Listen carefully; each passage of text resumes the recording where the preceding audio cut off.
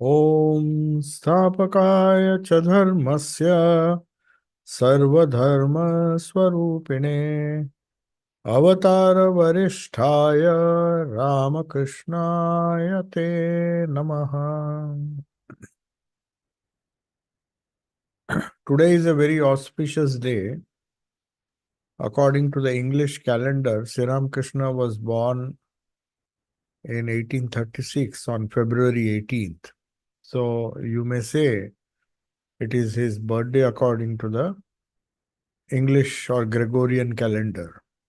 Though we celebrate the birthday of Sri Ramakrishna according to the Indian or the Hindu calendar, which this year will fall on the 12th of March. So anyway, February 18th, 1836, it was February 18th on which Sri Ramakrishna was born. So we are now discussing the great master, the biography written by Swami Shardanandji. And while preparing the background of the sadhana of Sri Ramakrishna, to prepare a background of under what thoughts or what is the state of mind of an avatara, does he do sadhana or upasana just like any other aspirant does? What is the difference between the sadhana done by an avatara and the struggles that he has to undergo, and that of a normal jiva who is bound by his past karmas? So, obviously, one is led to believe that an avatara doesn't have any past karma. He is born out of his own will. And he is not bound to the world as an ordinary jiva is bound. So, naturally, there is a belief especially among those who believe in incarnations and have a great deal of respect and faith in the divine power of the incarnation. And they believe that everything that the divine incarnation does is a Leela. Leela in the sense it is just a semblance or a imitation of the real sadhana that a human being has to do, a jiva has to do. Only jivas have to struggle and avataras do not have to struggle. That is the idea. But Swami Shardanandji says, then it will not serve the purpose. The very purpose of an avatara or an incarnation is to set up an example through their own lives for the jivas, for the spiritual aspirants, so that they can derive inspiration and follow the same method of sadhana or upasana as the incarnation. So naturally, the mental states and the type of suffering or the type of struggle the mind of an avatara undergoes has to be somewhat similar to that of the jiva. Otherwise, the jiva will think that for an avatara, everything is possible. They don't have to struggle. So, but what is the difference? Obviously, there is a difference between the minds of a avatara who is doing sadhana and also a jiva who is struggling against his own samskaras. And he is also doing sadhana. But people tend to believe, especially those who consider the avatara to be only divine, there's no human aspect.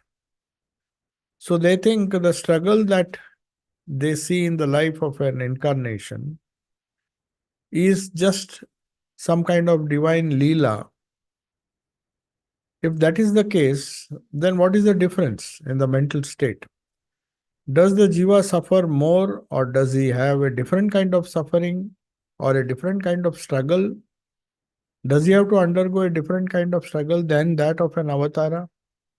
This is an important point Swami Shardanandji discusses. What do avatars do? Do they not have desires like the jiva has?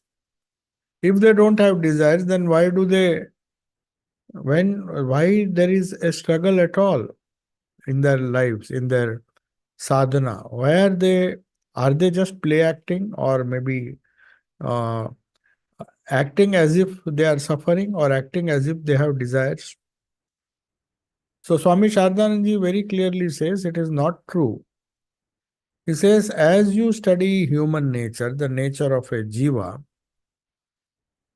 it becomes very obvious when you study the life of a sadhaka, a ordinary sadhaka like us, a jiva who is struggling to give up his jivahood and become spiritual and become divine. That it is a very common observation that when a jiva struggles in the initial stages, as his mind becomes more and more subtle, more and more, it goes away from the gross, it starts taking interest in spiritual reality.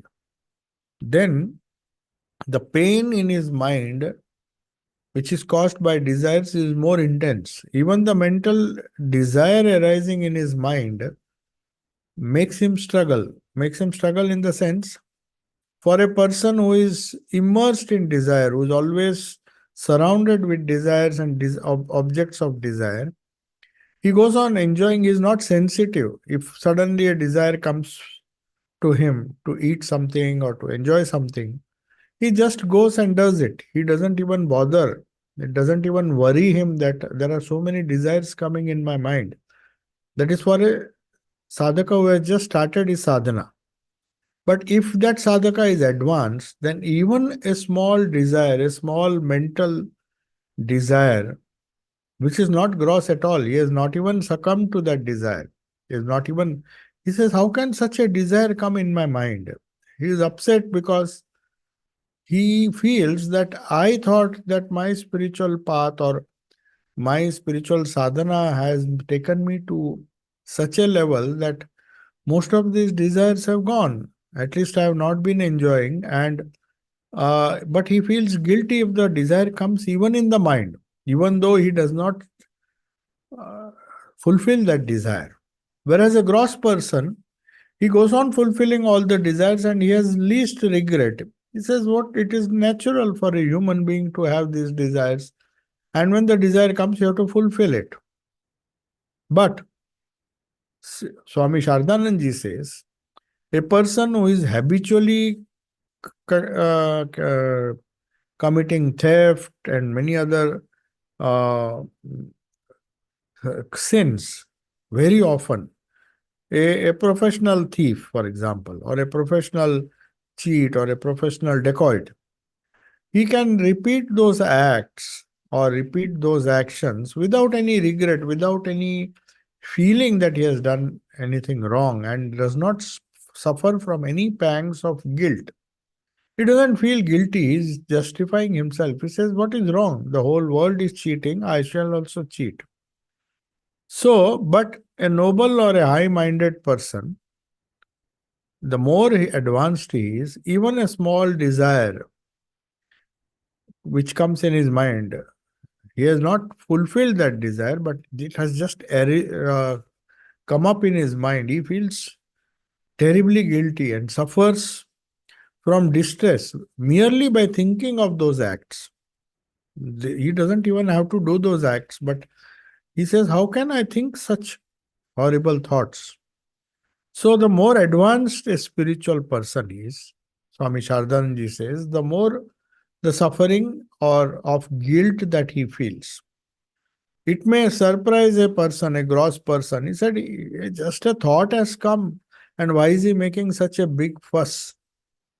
But he doesn't understand.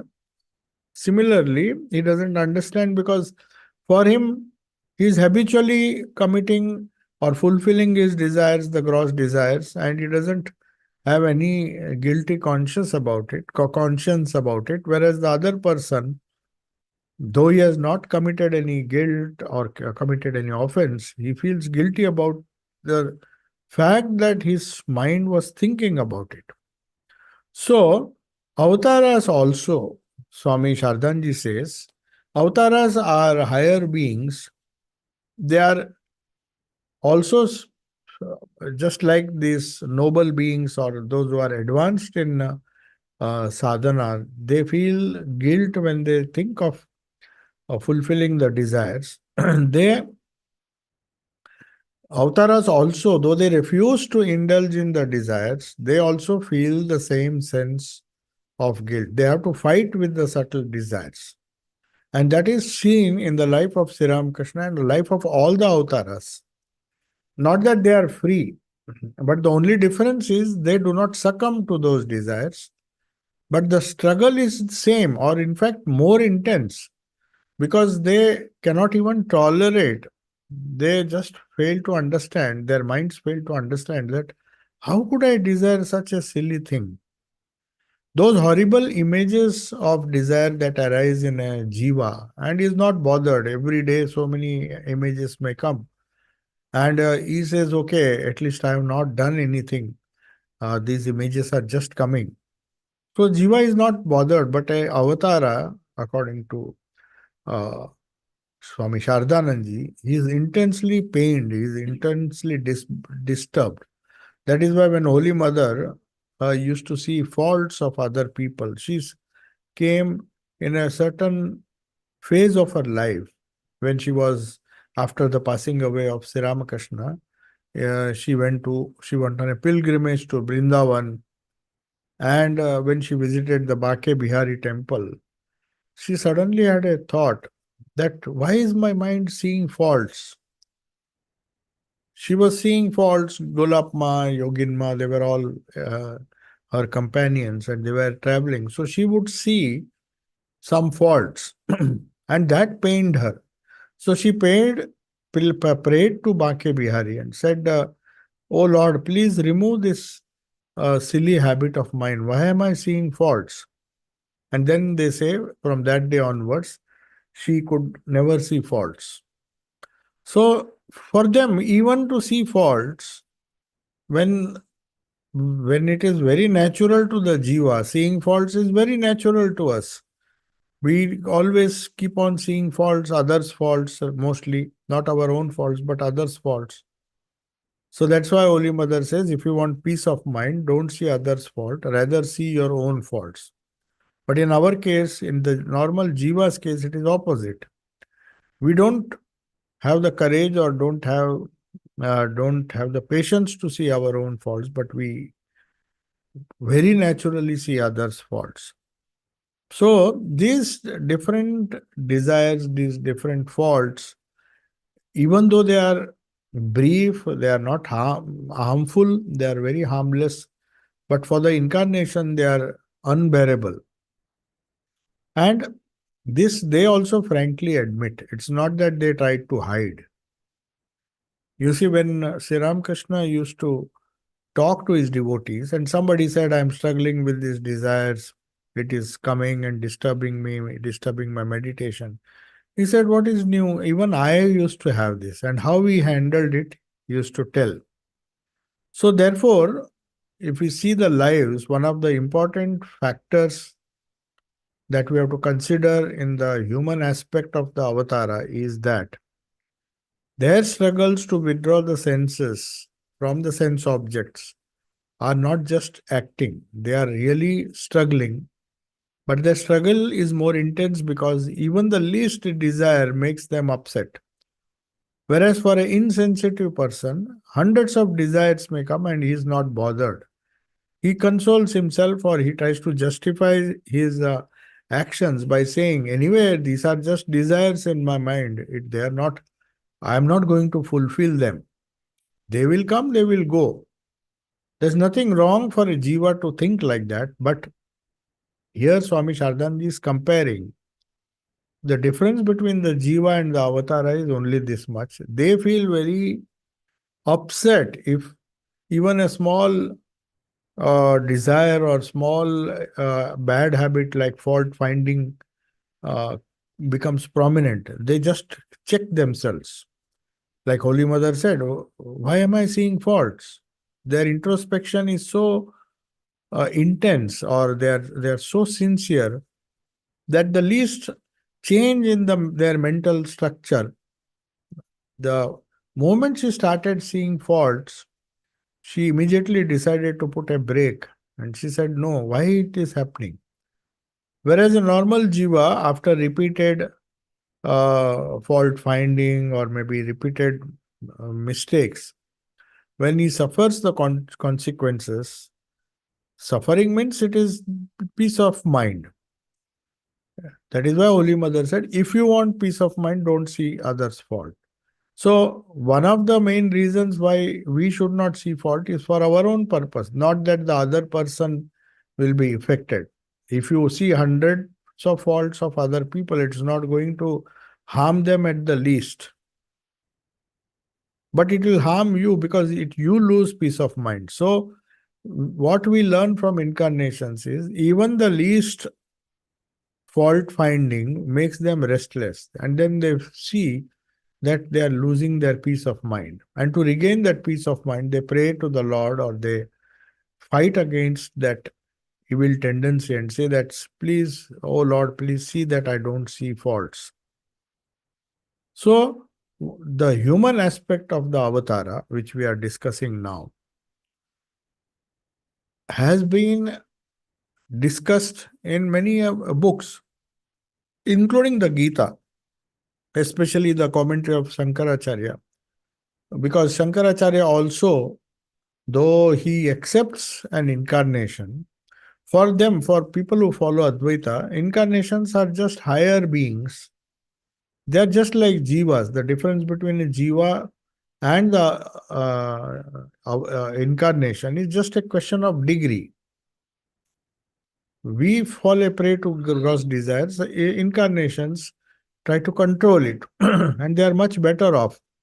So for them, especially those who are Advaitins and those who believe in Shankaracharya's explanation of Gita and other scriptures, which are outpourings of the incarnations themselves. Krishna was an incarnation and he uh, recited or sung the Bhagavad Gita. So, naturally, when they say something, when the incarnation says something, uh, scholars or especially a reader who is very well versed in scriptures will try to quote, try to find out why the incarnation does like that. So, there is an objection to this argument in the scriptures, in the interpretation of the scriptures according to Shankara. How can I accept your statement that there is a human aspect of the avatar? That is one of the objections. In the introduction to the commentary on the Gita, because Shankara has anticipated this, he states in connection with the Sri Krishna's divine birth, or human birth rather. Divine birth, there is no divine birth. If you are born, it is through a human agency, you have to be born of human parents. So, even the non dualist like Shankara, who does not fully believe in the 100% divinity of avatars, he says, God in reality, God in the sense, the supreme, he is really unborn and unchanging. Then why does he exhibit these characteristics like human beings and have changes in the mind, changes in his behavior, the struggle, and all those things? They are part of the changing reality, the part of the jiva, part of the creation, samsara. So how can an incarnation or God, who is by very definition, who is ajanma, who is not born, who is unchanging, that's the definition of God that Advaitins prescribe. They say that God is Sat, Chit and Ananda. How can he be limited? So he says, one who is the Lord of all created beings, he is the Antaryami, he controls everyone. How can he be controlled?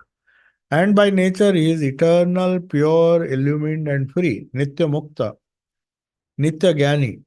He is eternal, Shaswata, pure. He is totally bereft of any impurity. He is illumined and he is free. He is always full of Chaitanya. So, Yesterday there was a class in Edinburgh where the difference between a spiritual life and ordinary life was discussed with reference to the Kathopanishad, where people who are born, according to the Kathopanishad, are born bhavamukhi. Bhavamukhi means facing the world. Facing the world doesn't literally mean facing the world. Interacting with the world, which is external to them, and though there are two things in a human personality, there is a subject, the I, and there is an object. So a well-balanced person should give equal importance to the subject, but at the same time he cannot neglect the object. The object outside, he cannot neglect the subject, because subject is a equal participator in this drama of life. He cannot say, I'll deal only with objects. I cannot be bhavamukhi. Bhava means the being, the world of human beings, the world of objects. If he is bhavamukhi for 50% of the time, but if he somehow manages to be antarmukhi or chetomukhi, the other direction according to Kathopanishad Yama, he says, Kaschid dhira antaratmana maikshat. Why does he see? Because he wants to see reality. He wants to see Chaitanya, which is the real nature. That is why Sri Ramakrishna on Kalpataru day, he didn't bless them by giving them assurance, fear, and gifts and other things. He blessed them by saying, what else can I say? May all of you be awakened. May the Chaitanya, Tumader Chaitanya hok. That means all of you focus on the subject, which is in fact more important than focusing on the objective reality. But Kathopanishad says that is not your fault. It is the Swayambhu himself who has been cheating every jiva by making him bhavamukhi. Bhavamukhi means objective in his approach. Everything that is object engages his whole attention. He neglects the subject, which is his own nature.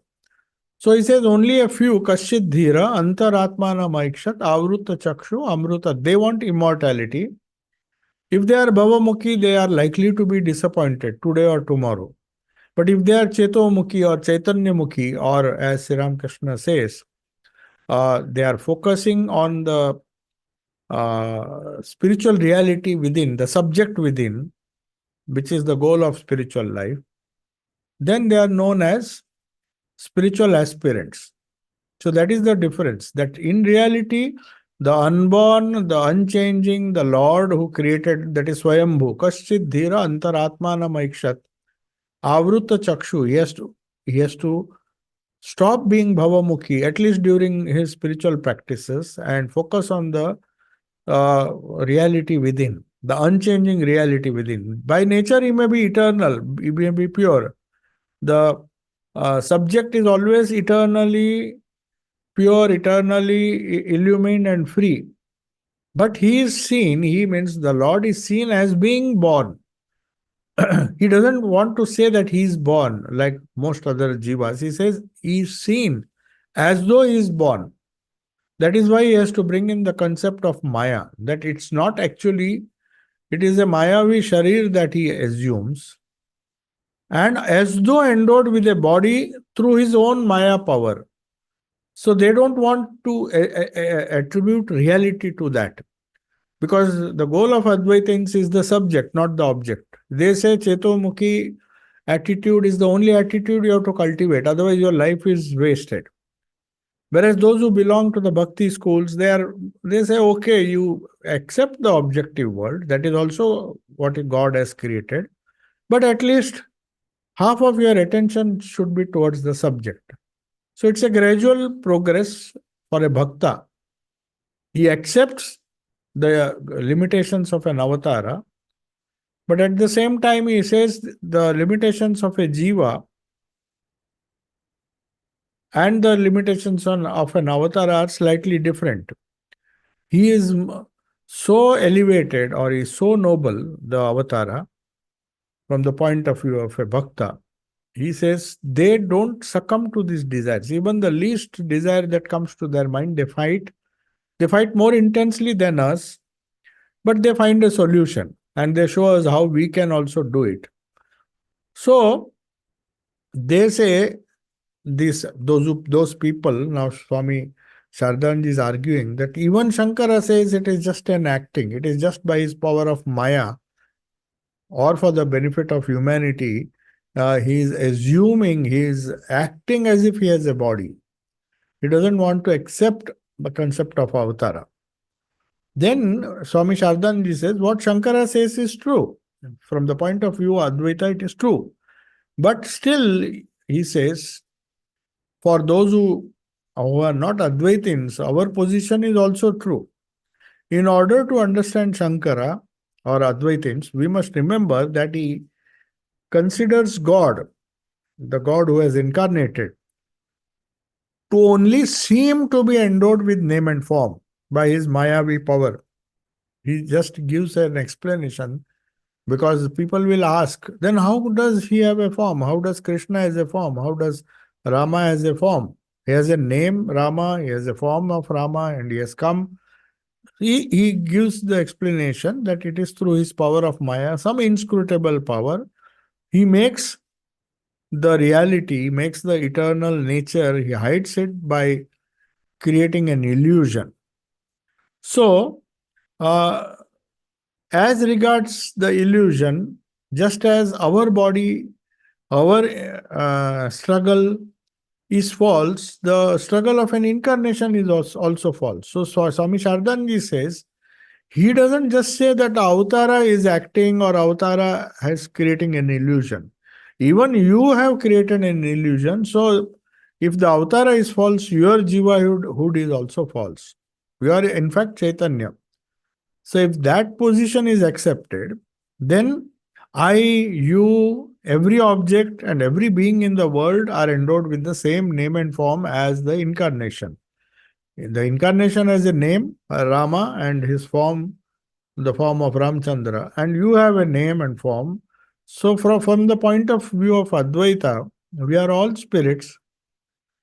Each one is by the divine power of Maya, the whole world seems to be true, but it is an illusion.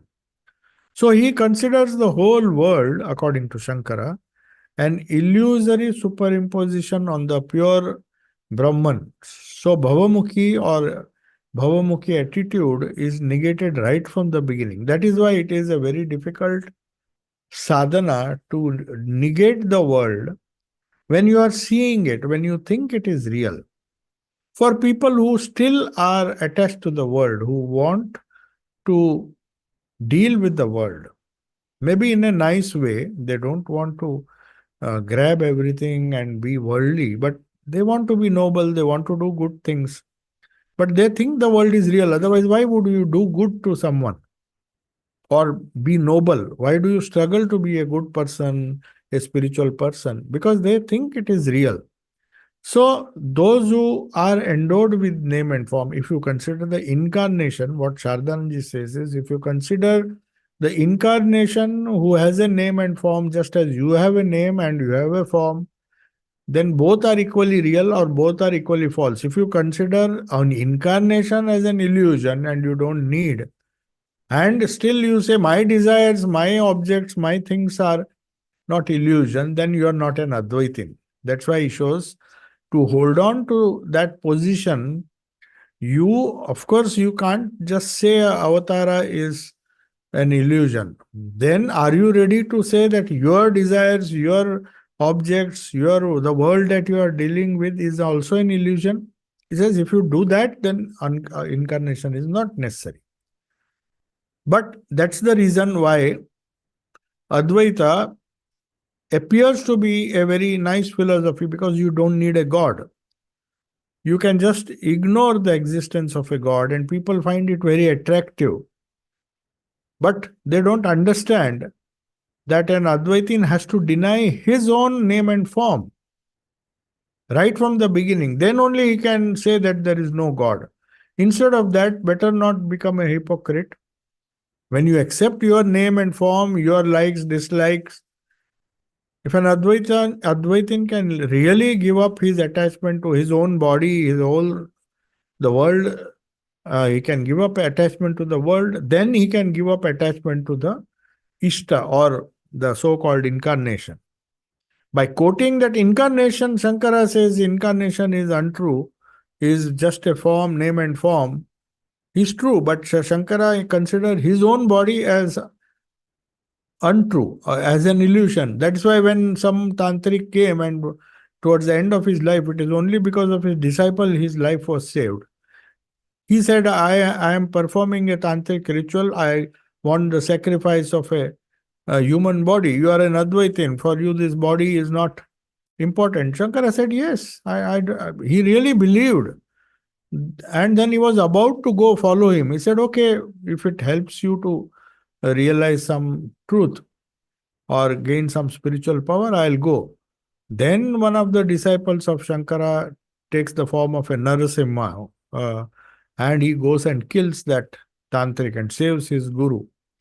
So that is Shankara, when he believed that an incarnation or he's by nature eternal and pure, he is really unborn and he can never be unborn, but because of his Maya power, he is born. He at the same time assumes and accepts or insists that even your body, even your name and form are illusory.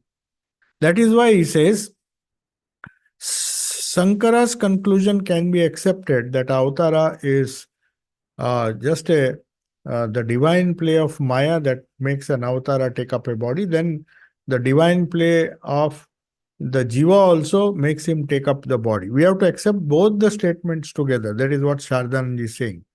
He is not his intention to say that the Avatara's incarnation and his experience of pleasure and pain are unreal, even though the sensations that we feel are real to us. Even an Advaitin feels pain. Can he really deny that he is not feeling the pain of the body? Can he really deny? If he can deny that, then he can deny an avatar. He doesn't need an avatar. So our previous statement, that means what Swami Shardanji says, what we said, that it is not a just a divine play. It is a real struggle that he undergoes. If the Jiva struggles are real, if our struggles in our life are real, then the Avatara also shows us that there are struggles of a different nature, but they are also struggles, mental struggles. Then this same topic he is discussing from another angle.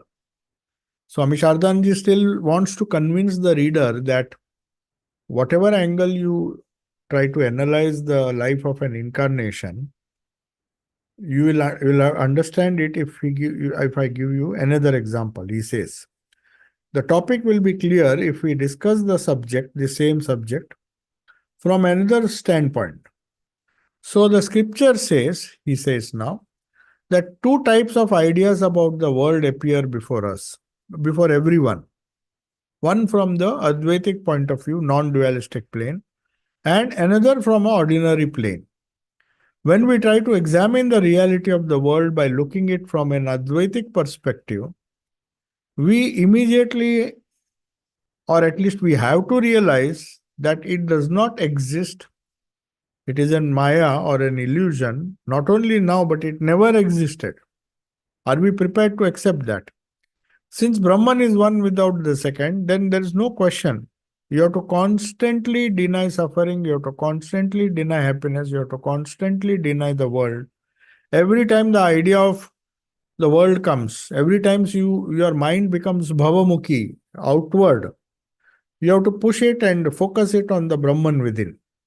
It's a very difficult sadhana, that if Brahman is one without second, if he is eternal, is pure, is unborn, very good.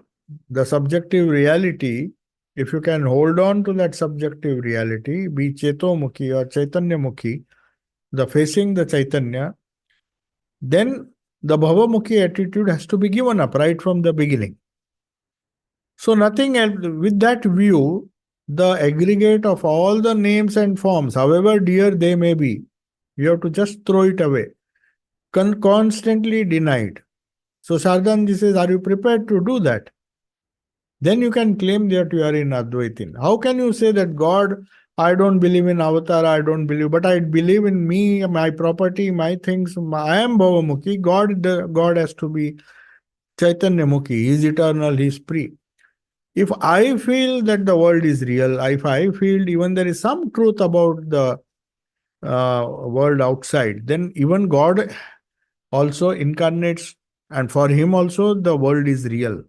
And he shows how to deal with a world, how to be, how to turn your attention inwards. Like Yama told Nachiketa, the young boy, कि only some dhiras, only some courageous boys like you, courageous people like you will try to see the subject. All others are fascinated by the object and they are outward looking. So the whole spiritual sadhana is to become antarmukhi. That is why when you meditate on the Ishta, it appears to be strange why we should not pray to him when he is facing. If he is facing us, we are still bhavamukhi. Whereas if you feel that the Ishta is facing the same direction as yourself, you become antarmukhi. Otherwise, you can't see the Lord within. If you have to see the Lord within, you have to see him as a antarmukhi person would see his subject. So your subject, your jivahood, your soul, that place is occupied. That subject, the place, the subject is replaced by the Ishta, who is beyond name and form, who is Brahman and all the qualities that we attribute to the incarnation. These Jivan Muktas or these uh, sadhakas, advanced sadhakas, they always see the Lord facing the same direction as themselves because they prefer to be Chaitanya Mukhi, not Bhavamukhi. If in the initial stages they see the Lord as sitting outside and they pray to Him, it should always be temporary. At some stage or the other in sadhana, one is told that when you take meditation seriously, when you take initiation, when you take uh, spiritual life seriously, then God cannot be outside. The kingdom of God will always be within you. When Jesus said this, he meant a higher kind of aspirant, not an aspirant who will pray to God who is outside. And just as Nachiketa's ignorant father, he was doing some uh, yagna or ritual, which Nachiketa, the young boy, objected. He said, what are you doing? You are just trying to continue the enjoyment that you are having by the help of this yagna to enjoy those fruits in heaven. And that heaven for you is outside, but the scripture says something different. Because the boy understood the scriptures, he said, you are not doing the right thing. If you don't know, well, at least go and ask the competent authority. In this case, it was Yama, because he was the king of death. So, if when Yama told him that it is very natural for people like your father and other worldly people to be bhavamukhi, to be always looking outside, but only a few. That is why spiritual people are few. Kashchit dhira. Dhira means steady people, people who know the importance of uh, being Chaitanyamukhi or Antarmukhi than Bhavamukhi. They Kashchit dhira antaratmanam aikshat. They, with the desire of seeing the inner self, because they know just as the object is important in our life, 50% attention at least we have to give to the subject. That is why Holy Mother said at the end of the day, you just sit and try to find out, try to introspect. So the whole sadhana is focusing on the subject, which is as real as the object. For a Bhavamukhi, for a worldly person, the object is he's so preoccupied with the object that he doesn't even accept the existence of a subject, which is very important. But some dhiras like the young Nachiketa, who just wanted to know, and not from his father, but he wanted to know from Yama himself. When he got that opportunity, he said, I know you know this because you are the person who deals with after death situation. After death, where does the subject go? Because the object vanishes, the objective world vanishes, the body vanishes, and when the body vanishes, the eyes vanish, and the objects that the eyes see, that also vanishes. So what happens to that objective world? What happens to that bhavamukhi person after death? Does he go like my father, who's stupidly believing that he will go to a Swargaloka, which will be an extension of this world. In this world, he is enjoying certain things. There, he will enjoy in a very subtle way. Go to Swargaloka, and for that foolish purpose, he is doing this yajna. Is he true, or is what the scriptures say is true? And as a reply, Nachiketa is told by Yama, yes, what you say is true. This God has literally, Paranchikhani Vyatrunat, the God, who the self within has cheated you by making you Bhavamukhi. So he's telling, don't blame your father for that. Everybody in this world is Bhavamukhi. Only a few brave people, Dhira, steady men of steady wisdom, will look within. Why will they look within? Amrutatvam Ichan. They want to be eternally free from, they want eternal security, eternal peace, eternal joy. But if they look within, they'll get it. If they can find the kingdom of God, not as your father believes, somewhere in heaven. And that's why he's doing so much of yajna, he's giving donations, he's doing all these things, hoping that by that yajna, by that Nachiketa Yajna, which was named after Nachiketa, where people still want an extension of their suffering in heaven. So his father was preparing that I know as a scholar or as a Pandit, he knew that the body is going to not last long. So I should make some arrangement for the same enjoyment which I'm going to miss. I can't take my money, I can't take all the things that I've gathered. But definitely by doing this yajna, I can enjoy the spiritual world, the subtle world of heaven, Swarga, as they. Swarga is nothing but an extension of the worldly enjoyment he's doing because he doesn't want to give up this bhavamukhi attitude. So that bhava changes from gross to subtle. The gross world is replaced by a subtle world of enjoyment, which Nachiketa questions. And as a result of his questioning, as a result of his wisdom, as a result of his proving to Yama that he is the right adhikari, he is the right person to be given the spiritual knowledge, he said, I'll disclose all the secrets of spirituality to you, why you should be antarmukhi and why only few people take to this line, take to this approach, because you need to be a dhira, you need to be a person of steady wisdom. So the perception, Swami Shardanji comes to the conclusion that this perception of the world in the minds of jivas is shared by the avatars. That's a great consolation.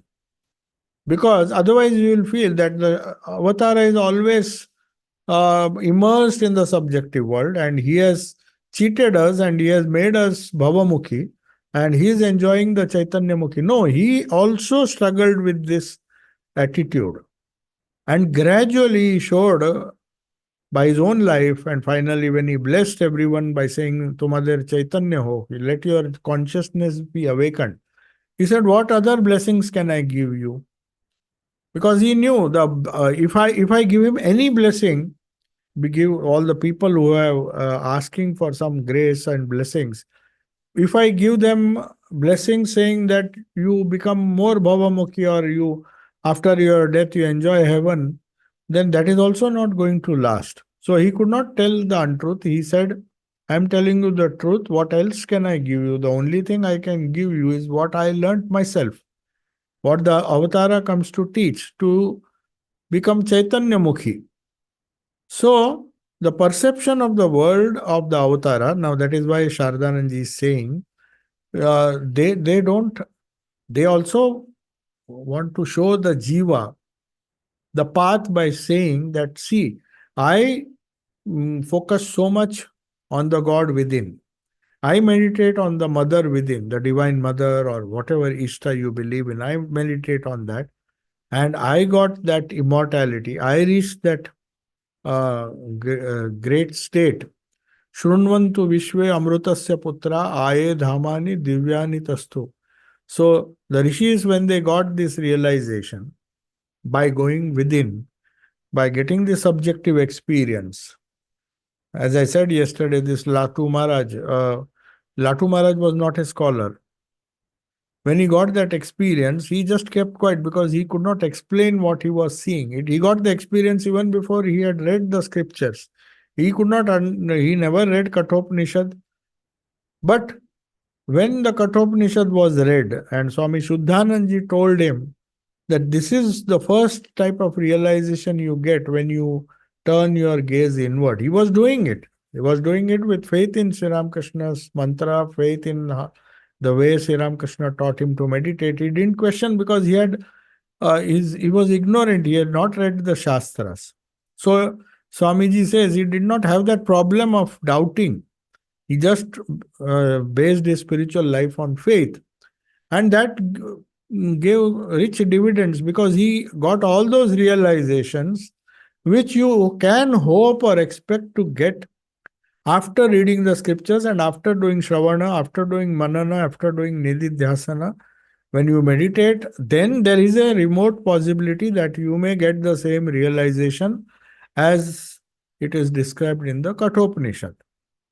And Suddhanandji was trying to explain. Whether he had that experience or not, we do not know. Whether the other people who were in the class had that experience. So when he gave the Bengali meaning of that Sanskrit verse, how that subjective experience unfolds itself, Latu Maharaj immediately jumped for joy. He said, yes, yes, Pandit is telling the right thing. Not because it is there in the Upanishad. He did not even know the name of the Upanishad. He perhaps did not even know to write his own name. But because it was revealed to him as an experience, the subjective experience was so clear because of his faith in his mantra, faith in the sadhana given by his guru. He could see it much before he knew the meaning of that. And when the meaning was explained, he said, Pandit thik bolche, Pandit is telling the right thing. He is not intellectually confirming that what Shuddhanandji said is correct. That is the role of scholars who are very inferior. The inferior minds try to find logical explanations and then listen to all those things. But for Latu Maharaj, it was experience that was speaking. He said, see, this description tallies with what I saw in my meditation. So that is why he says that Pandit, or the scholar who was expounding the Kathopanishad, he said, how did he know? And then he went and even for 2 consecutive days, he woke up Shuddhanandji. He said, what you said is correct. He was so excited that how can Kathopanishad understand that this is the experience one has? I already had. So he was very happy that the experiences that I have are confirmed by the scriptures. So similarly, this extraordinary or the luminous divine form that the Lord or the Guru asks us to meditate is always within. He faces the same direction as ourselves, because if he faces us, we will be Bhavamukhi, we will not be Antarmukhi, we will not be Chetomukhi. So the whole essence of our sadhana is to focus on the reality which is within, and we, following the principles of Kathopanishad, Kaschid Dhira Antaratmanam Aikshat, he has a great desire to see the subjective reality, the subjective splendor, the incarnation whose real nature can be understood only in the heart. And when he does that, he has to face that reality, imagining that that reality is facing him. So that is the whole idea in every tradition where you are asked to meditate on the Ishta or your supreme ideal, the supreme subject, the one who is Antaryami, controlling you, controlling me, controlling everyone. Every jiva is being controlled by that eternal subject who is looking outward and you are looking towards him.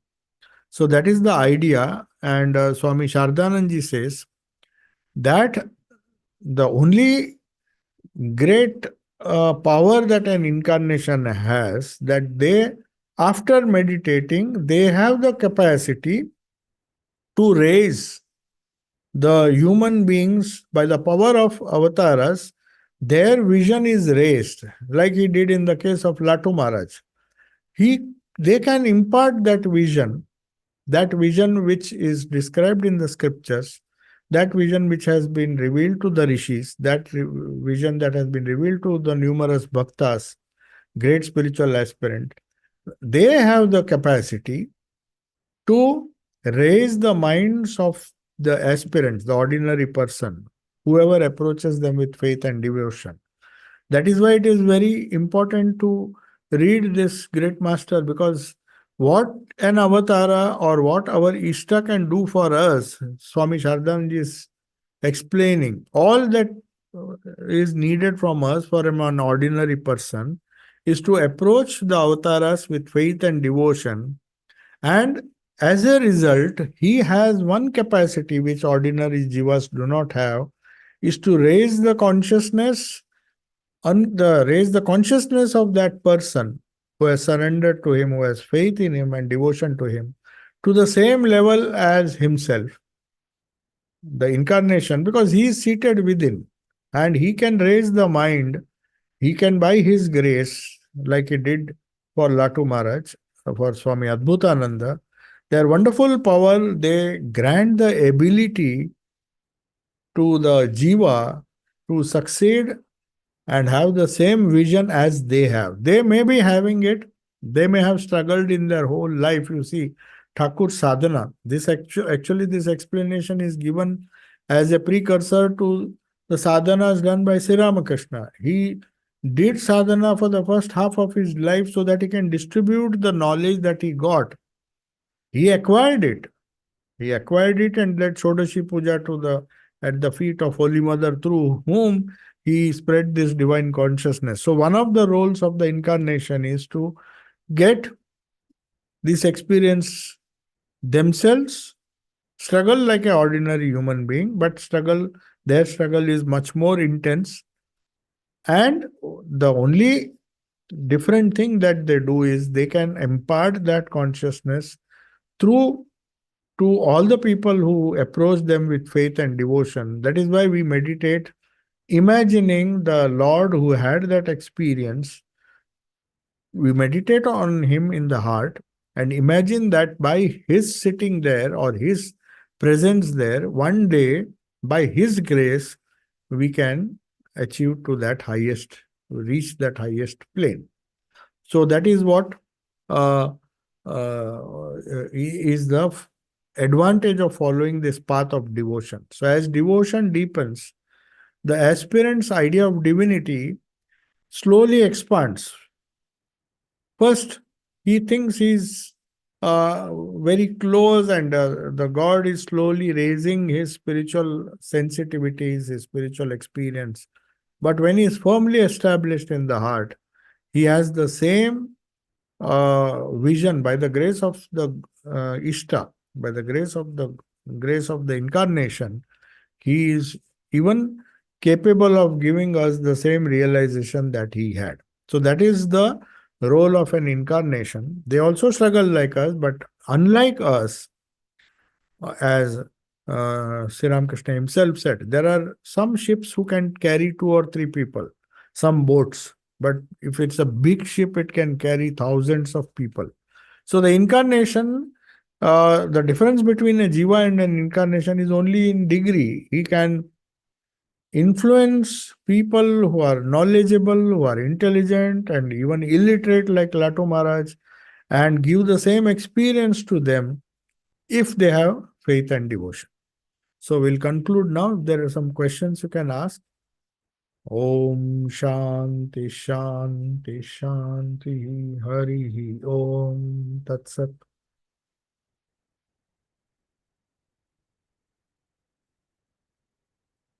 Any questions?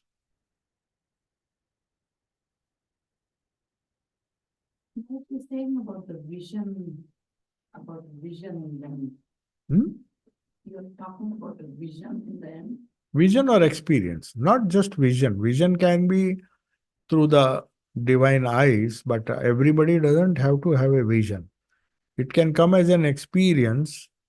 Without a vision, it can come as sound. Some people hear the mantra as a sound, the divine experience as Sri Ramakrishna had. He saw everything merging in an ocean of light.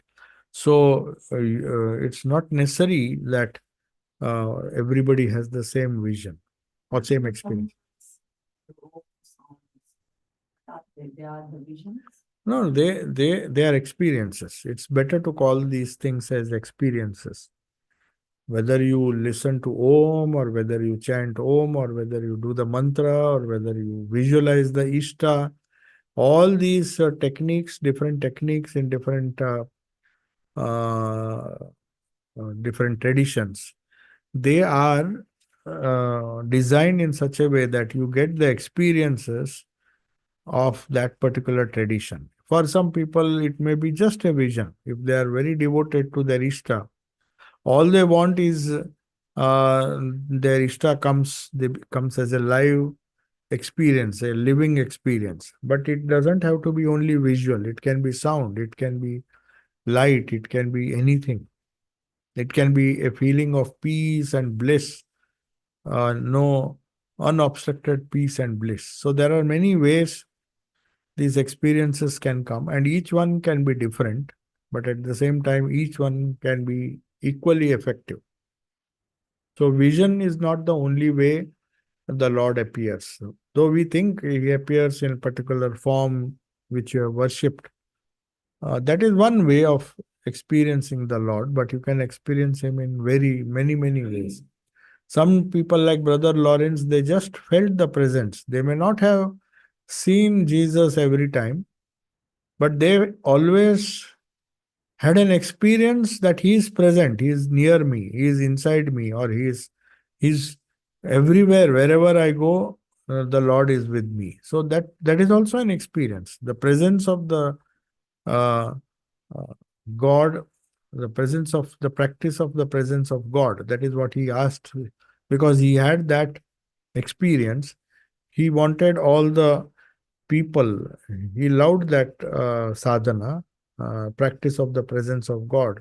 He was very happy with his sadhana, which made him feel at every moment, good or in bad, that the Lord is present with him. So it even feeling the presence is an experience. It can be a vision, it can be, yeah. You said about Antaramukhi, so gaze inward always, which is required, which is Hmm.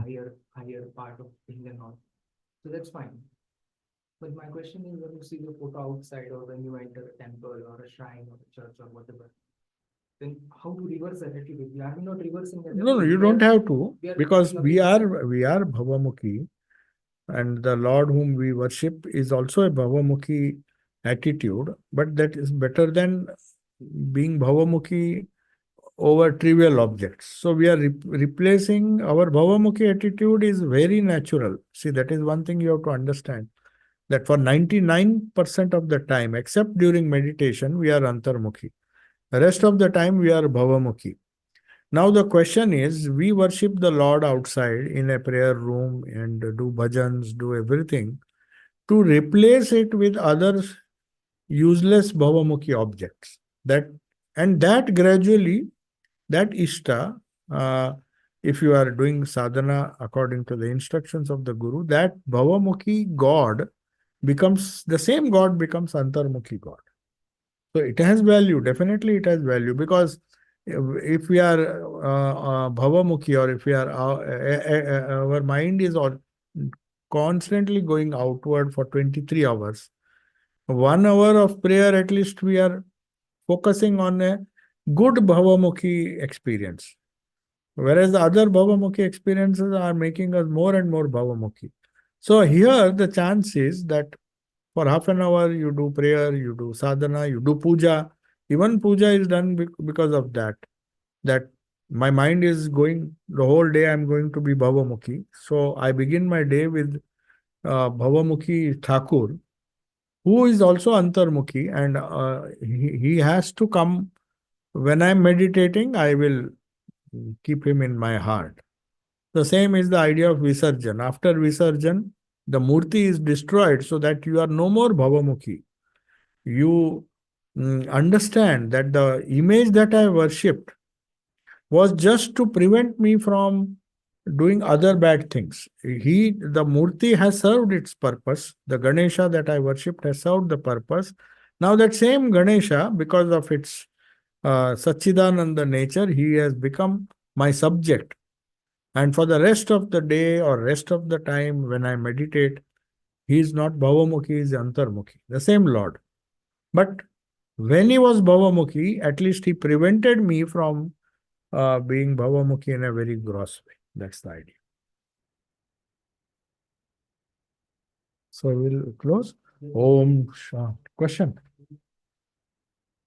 Gospel 5 of God, Sri Ramakrishna Gospel, Thakur explains 5 kinds of light.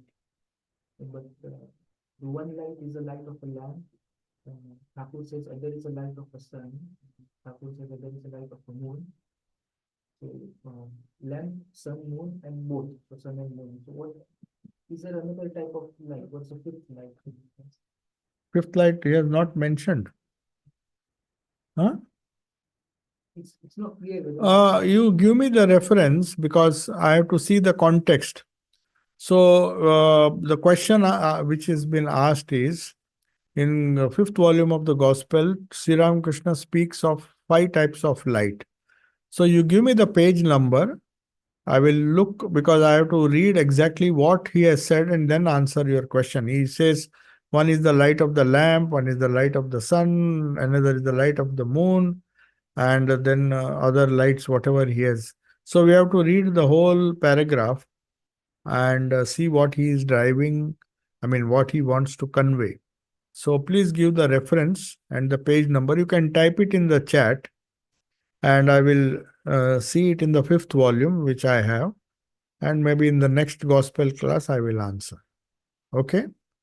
Om Shanti Shanti Shanti Hari Om Tat Sat Sri Ramakrishna